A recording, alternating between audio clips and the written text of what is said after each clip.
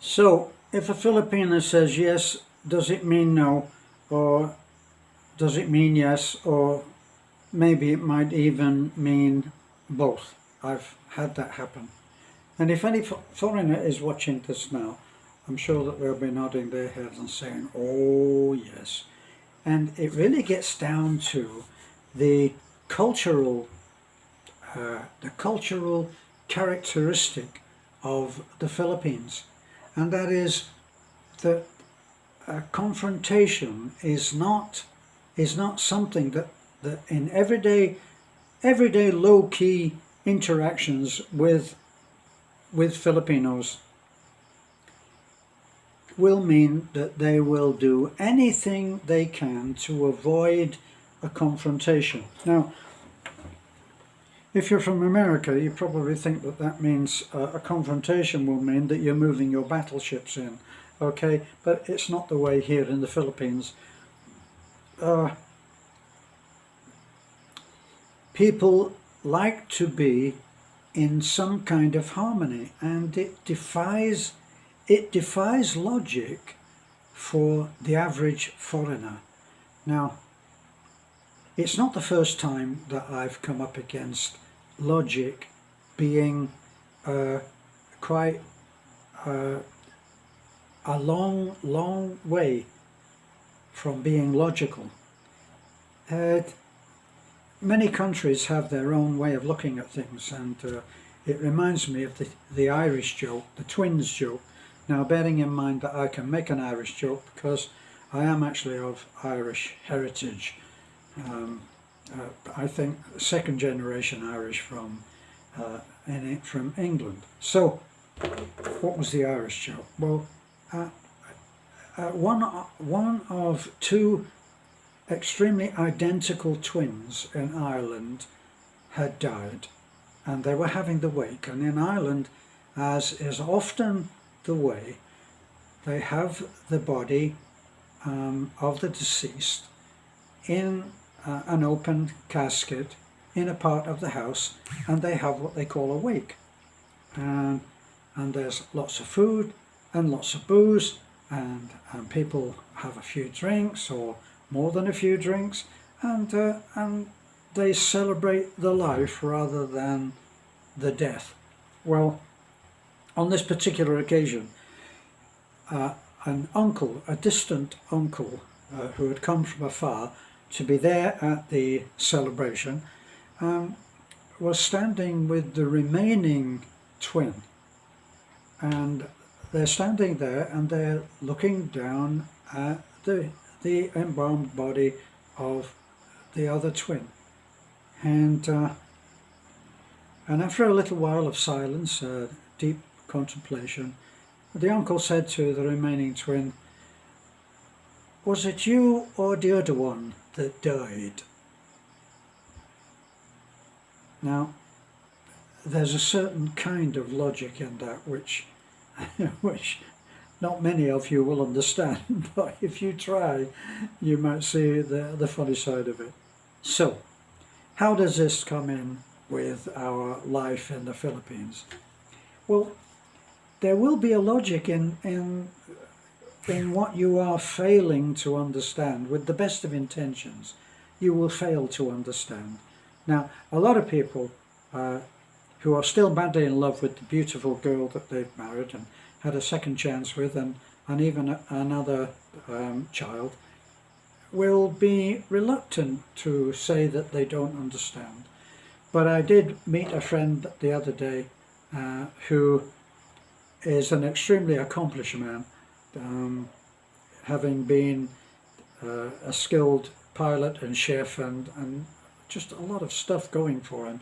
And he comes over here and he marries a beautiful young woman, and they are now celebrating the birth of their first child. And I meet him in the supermarket. Well, for a pleasant 10-minute conversation, he tells me that he's actually trying to do the paperwork on some particular aspect of being here, and he's coming up against the Philippine way of doing things. And he made this observation. He said, yes, he said, I hold my patience and hold it and hold it and hold it, and then finally I break and I explode, and then it's reset. So this I did understand, that we all have our boundaries of patience, and he met his, exploded, got it off his chest, released the pressure, and then reset back to being very patient. So how will you deal with the way that the Filipinas deal with the truth? And the truth is a flexible thing. You know, some time ago, if you asked a girl out before cell phones and before anybody had a phone, if you asked a girl out and she didn't want to go out with you, she would say, no, I can't go out on Monday, I'm washing my hair. And of course, she wasn't washing her hair. She wasn't doing anything of the sort, but it was an acceptable lie. And we had all of these things in order to keep the peace. It would avoid a confrontation. If she said to you, no, you'd say, well, why not? And then would start a confrontation. Well, they have it down to a fine art in the Philippines. So if you ask if something was done and it wasn't, then the answer will still be yes. Now, with a little bit of experience, you will very soon learn to have follow-up questions which will find out what the actual situation was. So actually, all that you need to know is, did you make the phone call? That's all. There's no, for a foreigner, there's no confrontation in that. But for a Filipina, if she foresees that you might be annoyed, she will seek to avoid that by all means possible. And she'll say, yes. So then you say, well, what did he say? Yes, I'm going to make it later. Or if you say, did you actually make the call? Yes. So it's been done? No. So you said it had been done. You said yes. When I asked you, has it been done? You said yes. And she said yes. Well, was it actually done? No. So which is it then? Yes or no? Both. And it's not an exaggeration, that will happen. Now, how does this blend in with logic and the Irish saying, was it you or the other one that died? We have at our house we've had a huge tank. We have a well, we have a motor, a pump on the well. It pumps water up to this huge tank, which is on like a big welded metal stand, like the Eiffel Tower. The water goes up there, and then it drains off by gravity to any part of the house. So when it was fixed, it didn't have a cut-off valve. Now the thing is that what usually happens is it has a little thing like this, and when the water rises it goes like this, and when it gets to level it cuts off pumping the water. Now it wasn't fitted, so what happens? Well, when it fills up, it continues to fill up because the damn thing doesn't know any better, so it just keeps pumping water and it's all flowing everywhere. And Beth will say to me, can you go and turn the water off? So I do this a few times, and then my foreigner confrontation comes in. I'm talking comparatively. So, honey, can we get the plumber in and just get him to fit a valve? It's a little tiny thing, like something like as big as a fist. Yes.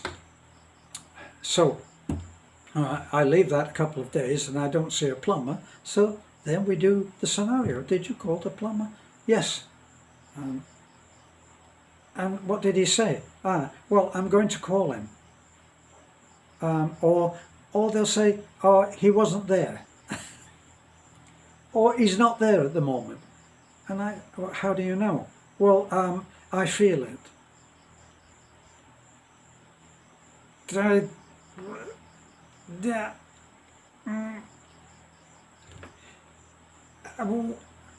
How do you know? Well, I can just feel it. He's not there. Well, would you go against that feeling and just call him? Yes. A little while later, I ask again. Did you call the plumber? Yes. Did you actually call the plumber? No. Are you going to call the plumber? Yes. So will you call him? Yes. And a little while later, did you call the plumber? Yes. What did he say? He wasn't there. So this sounds trivial, except that you, as a foreigner, where all of this makes total sense to the Filipinos. I'm surrounded by Filipinos. Yes, I know it's tough at the top. But all of the students that we have, all beautiful, wonderful girls in the 15 to 20 age group. So I'm very experienced at this yes, no, or both, because they all do it. It's not just someone is bound to come up and say, oh, well, that's just your wife, you know. No, it's not. And every foreigner that I speak to has the same thing. When I meet with my friend Michael, we usually have what we call a sanity reset. We used to meet every Sunday, but he's having and has been having terminal problems with his transport and keeps breaking down. So now we coincided with when he's going to come into town to do his shopping, and they have a tricycle arrive and all of that. And but basically it's that we get to talk Mancunian. He is from Manchester, I'm from Manchester in the UK. We speak the same language, swear the same swear words, have the same sayings, and we understand each other very well. We have the same thing. It's exact. So this is a characteristic of the Philippines. Now, one of the things that is interesting to that I'm just thinking of was that because of this unwillingness to confront and have a confrontation, if two friends have a disagreement, a bad disagreement, to the point that they distance from each other like this and are not talking, then they use, eventually, if the friendship is valuable to them, they use an emissary, and the emissary will go from one to the other. So from Fred to Joe, Fred may be the first one to bring up that there is a disagreement that they should handle. So Fred gets hold of someone who is friendly to both, and that emissary will go to Joe, and he will be the hail well fellow met. Hey Joe, how's it going? You know, I haven't seen you for a long time. Have you seen Fred at all? And they'll kind of slide in and say, oh, you have a disagreement. Well, that's too bad. You were very, very good friends, weren't you? You know. And Joe, of course, will say yes. I say, oh, that must be quite sad. And you feel Joe out, and then he will suggest, I wonder if it's possible that, you know, if you could just put all this behind you, you'd be friends again. And if Joe says, I wish that could be, but I don't know, you know, it was bad. So then he goes back to Fred and he said, you know, I think that if, and then he might make some suggestion, then he might go back to Joe, and so there's back and forth. And nobody gets to suffer a loss of faith. This is the thing. Faith is very important, as in many cultures. So they would handle it like that. And that's pretty much how things are done. Now, when we lived in the mountains with in the little farm with Nanai, Beth's mom, I was working on building our little red house. So I get to work one morning, start work, and I'm looking for my hammer, and I didn't have many tools, and a hammer was very important. So I say, Beth, I can't find my hammer. Can you? Perhaps I thought I was being forgetful. I'll ask Nanai. So my emissary then goes to Nanai and asks for my hammer. And sure enough, after a little while, Nanai arrives with my hammer. Terence, here is your hammer. I borrowed it. Okay, so all is well for a few days, and then I come in and I have to go to Beth and say, Beth, my hammer is missing again. So she said, oh, I'll speak to Nanai. Nobody ever gets upset about this, you know, whereas for a workman going in to start work and his damn tools, it's my hammer. So sure enough, Nanai arrives. Terence, here's your hammer. Rado needed to do something, and I borrowed it for him. Okay, Nanai, and then I explain the importance of a hammer to a workman, and say it's better if you don't borrow my hammer, Nanai. Oh, absolutely, yes. She's not speaking English, of course, by this, so whether she understands a damn word, we'll never know. So I come in again, my hammer, Beth. Now I'm starting to be like an ugly foreigner. So logic in the terms of the foreigner. A hammer is so cheap.